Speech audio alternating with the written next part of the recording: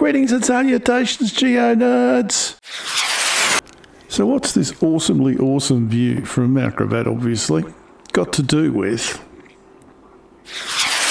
this little fur-coated unit that lives its life stoned on eucalyptus oil in a tree, just jealous, and these 3.5-inch anti-aircraft guns from World War II. Hang on, we'll find out together.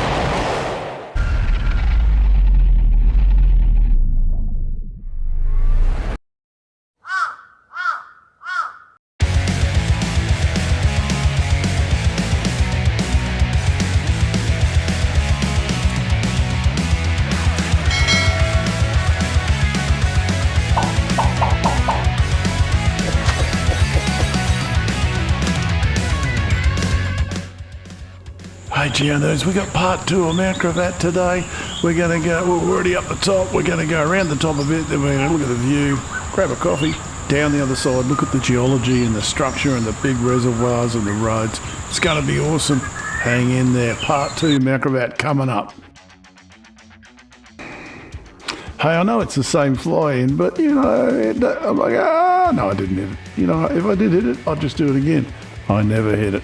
Here we go, south side, the same flight. I'm going to give you different audio, I feel like I owe you that. It's the same thing, I can't shoot it a different way. There's Mount Gravatt there, and of course there's Griffith campus, which is great. The side we're on, the top down this side today. We walked up the other side last time, so that bit you're seeing there is we're walking from the radio tower right down to the Logan Road there. It's going to be awesome. Very different geology on this side of Mount Gravatt. The caves are down there. I didn't go and see them because they're all boarded up, but I've got some photos of them which you've no doubt already seen. But anyway, radio towers, we're going to have a look at that. We're going to have a look at the monument up there, talk about the blokes that built that road and why they built it, and the geology on the other side, because it's not what the geology maps tell you. It is not, I can tell you that. It's very different, but which is awesome. I love it when it's different. It'd be silly if they just thought the maps were right. You wouldn't no reason to go there. Lots of quartz there, some very interesting stuff. So anyway, let's get to it. Mount Gravatt, part 2. Let's get down in amongst the rocks. And of course, the coffee shop, the Love Well. Really? Okay, coffee's great, by the way. Not a sponsor. Drop in. Well, folks, here we are, the late 1930s. Right up the top corner there, you can just see the Army Hospital still there, because it was still being used. You can see she's fairly rural. The late 1940s here, we're starting to put some houses in around the place. You see a quarry there on the southern slopes, which I didn't know was there. But the road's there, which is good. And here we are getting up into the 1970s here. You can see Griffith is there. Still no freeway yet, but they're getting that university built, which is good. And you can see it's all been cleared. And here we are, fairly modern. This is, I think, in the 1990s. Freeways there, we're rocking on. So where did it all start? Well, back in the 1850s, actually. We've got no photography of that. But here was the original coach that went down there, colourised, of course, for your selection. Here's some blokes having a picnic up there. If you can tell me what that car is, I'll mow your lawn. I've been looking forever. Anyway, Brisbane, the history of Brisbane is the history of tanneries. This is 1896. This is a tannery. The Mount Gravatt Hotel, of course, which is actually still there. Not that building, but still there on Logan Road. There was another hotel as well called the German Bridge Hotel, because this was all settled by Germans in the early 1900s. And Logan Road, well, they had to dig it up and put the tram lines down, and this is what happens when they do it. And I don't remember this, way before my time. But anyway, here's Logan Road. I love it. Just being expanded into 2 lanes and being bitumen. 1962, that is. This is in the late 60s, early 70s. Bus going up the hill, as you do. Anyway, let's have a bit of a walk.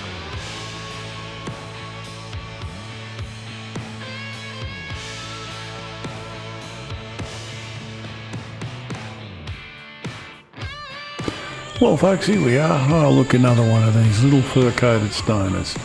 I took this video of him. I thought I'd better put it in the video for you. You seem to like this.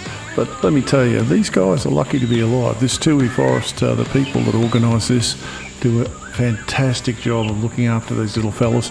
I actually saw 2 or 3 of them while I was walking up there and going through. They're a little hard to video because they're along. This gum tree was about, I don't know, 60 feet, 25, 30 metres high, so I had to get the video camera out with the telephoto lens and the tripod to even have a chance at getting this. I couldn't do it with my handheld guy. But anyway, he's a cute little fella. Or little lady, can't tell myself. Anyway, there's lots of them out there and it's great to see. They're very, very susceptible to forest fires, so we've got to look after them. Anyway, let's have a look around the top here. You've probably all seen this from all over Brisbane if you live in Brisbane. These are the little mushrooms, part of the microwave link. Used to link the whole of Australia together, still does, but we've also got optic fibre now, so we don't really need it as much. But yeah, it's still there. It looks like it's out of the Jetsons, but it's stood a lot of storms and a lot of battering, so it's obviously made out of the right stuff. There's another one next to it as well, but it's just an ugly looking thing. You'll see it later on. I thought this one was cool. Looks very Art Deco. Anyway, this is looking out towards Salisbury and down to the southeast towards Ipswich.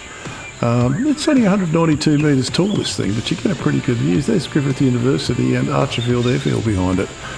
Strange that, but that's the way it works out. Here's the city with Woolloongabba and in the foreground there. The foreshortening on some of these telephoto lenses is insane. Quite hard to work out where things are. There's Mount Biwa. I measured that. That's 74 kilometres away. So yeah, it wasn't a great day to see them, but you can see them all on a clear day. This just wasn't that day. Anyway, let's have a look over at the city again. Bit of a pullback, give you an idea of how far away it is. But the view from here is pretty good. Should go up there one night, sunset or something, and watch it all settle. I'll do a T-Rock sunset from there again one day. I just haven't got to it. This is looking over towards Inogra Hill, the Taylor Range. That was Tilbury going past there, and there's the bridge at the university. This is really strange stuff, the way it foreshortens these suburbs and pulls them around. There's a little cafe up there, a car coming up the hill. It's a really nice place. Spend a morning there or an afternoon. It gets a bit busy on the weekends, but you know, not all of us have to work every day. So. There we go, here's the radio installation. Here's our urban razor wire, something I really don't like. It doesn't work anyway. Look, someone's just walked straight through that there. They've crushed it and gone straight over it. So I would think there are other ways of doing this razor wire. We're not in the Soviet Union here. This sort of stuff, you know. Bits of possum fur hanging off this too, which is, you know, not so good. They're a protected species. But anyway, that's the way it is. Let's have a look at that. Let's get down this mountain now. I've had enough of this. And this is why you can't give humans nice things. This is just out of sight, just off the edge of the road. Every bit of garbage that was left over, they've just tipped over the side. There's bits of concrete, pipe and brick, and old bits of tree trunk, just toss them down the side. They'll biodegrade in a few million years, we'll be fine. Anyway, that's not why we're here. This is host rock. This has not been chucked down the side. Look how heavily quartz veined that is and how hard it is. That is the tungsten tip on this ain't scratching it. Tungsten, Chinese tungsten, we'll call that steel. But anyway, this is hard stuff. This is very similar, although more quartzy and probably a bit more mica in it than the stuff at Mount Cootha. But it's schist, really hard schist. Which explains why this is a mountain and not a valley or a plain. Because this is everywhere. Everything up here is this stuff. That's the track I'm going to follow down. It's not exactly in that, but it goes downhill. It must get to the bottom of the mountain eventually. And there's just schist everywhere, all through this place. Big lumps of it sticking out of the ground. So you'll also notice it's a totally different forest to the one on the other side. A different coloured bark on the trees. You've got stringy bark trees. Very few she oaks, and fairly open actually. All the ferns aren't there. It's a nice part of the world actually. It would be easily 2 or 3 degrees cooler up here than it is down in the valley. And the adiabatic lapse rate is 1.5 degrees per 1,000 feet, and I don't think this is 1,000 feet, so it's just cool. It's a nice place. Anyway, onwards and downwards. Well, folks, we're heading back down now. See, this track's a little less manicured than the other one, but still nice. It's got mountain bike written all over it, high burn sides and whatever, but that's all right. pay their rates, should have some fun. And I am just walking through what is mineralised quartz. Most of what's on the ground here you see is mineralised quartz to some degree or another. So I've been looking out in the scrub here to see if there's any diggers' holes. There's quite a lot of vegetation. There are a few spots that look like they might be. I'll have a good look on the LiDAR at this particular part of the mountain when I get back. And together we'll have a look, see if we can see any scratchings, because there's no way the old timers would have come across quartz that look like that. And you know how big that is, that's a big piece. No way they came across quartz that looked like that and they didn't crush it up and see if there was any gold in it. No way at all. So, and you aren't digging through this stuff with a pick and shovel. You're going to be using dynamite or black powder or something. This stuff is hard. Anyway, let's keep going. Saw a couple of wobblies running away before. Unfortunately, didn't have the camera out. Seen two koalas today, but I keep forgetting to look up. There's probably more little fur-covered stoners. They don't move very much and they're quite well camouflaged. But anyway, let's see if there's any more on the way down.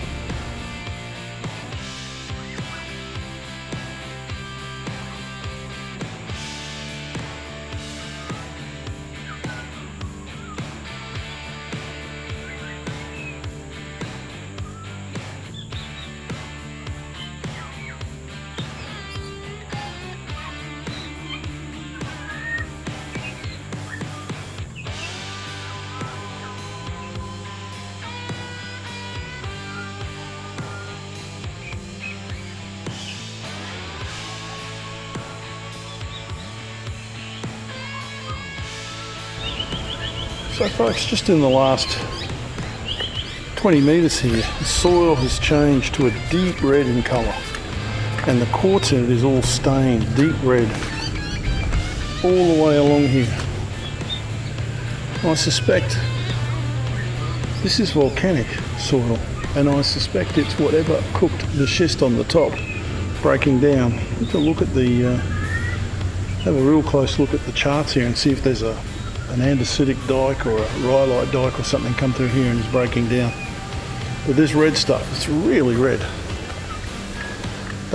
Those lighter pebbles down there are actually quartz. They've been stained red. And it's all really sharp rock too. None of it's been weathered at all.